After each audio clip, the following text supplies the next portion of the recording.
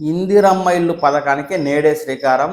CM Revanth Reddy గారు భద్రాచలంలోని వ్యవసాయ market మైదానంలో ఈ ఇందిరమ్మ ఇల్లు పథకాన్ని ఆయన ప్రారంభించబోతున్నారండి. మొదట విడతగా సొంత స్థలం ఉండి ఇల్లు నిర్మించేందుకు సిద్ధంగా ఉన్న వారికి నియోజకవర్గానికి 3,500 ఇళ్ల చొప్పున ప్రభుత్వం కేటాయించి అలాంటి వారికి ఇల్లు నిర్మించుకునేందుకు 5 లక్షల రూపాయల ఆర్థిక సహాయాన్ని అయితే చేయనుంది.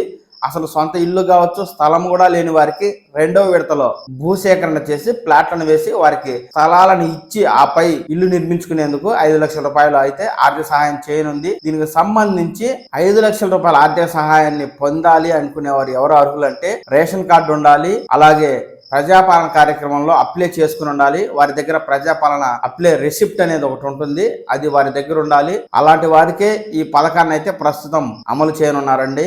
రాష్ట్రంలోని ఇల్లు లేని నిరుపేదలందరికీ కూడా ఈ ఇందిరమ్మ ఇల్లు పథకాన్ని వర్తింపజేస్తామంటూ సీఎం రేవంత్ రెడ్డి గారు అయితే భరోసా ఇస్తున్నారు.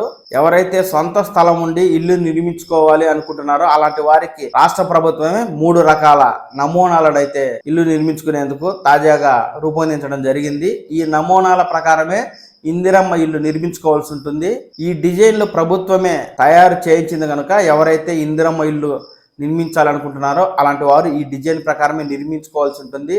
అలాగే ఈ ఇంటిలో ఒక బెడ్రూమ్, ఒక హాలు, ఒక కిచెన్, ఒక బాత్రూమ్ ఉండే విధంగా ఈ ఇంటిని అయితే నిర్మించుకోవాల్సి ఉంటుంది. ఈ మేరకు 2024-2025 బడ్జెట్ సమావేశాల్లో ఈ ఇందిరమ్మ ఇల్లు పథకానికి సంబంధించి దాదాపుగా 7,740 కోట్ల రూపాయల నిధులను రాష్ట్ర ప్రభుత్వం కేటాయించింది. కాగా ఈ ఇందిరమ్మ ఇల్లు పథకాన్ని సీఎం రేవంత్ రెడ్డి గారు మార్చి 11 అంటే ఈ రోజే ఆయన ప్రారంభించబోతున్న సందర్భంగా దీనికి సంబంధించి మరిన్ని విధి విధానాలు మనకు ఈరోజు సాయంత్రం లోపు తెలిసే అవకాశం ఉంది. ఈ ఇందిరమ్మ ఇల్లు పథకానికి సంబంధించి ఎలాంటి సమాచారం వచ్చినా వెంటనే నేను మీకు పూర్తి వివరాలను అయితే తెలియజేస్తాను.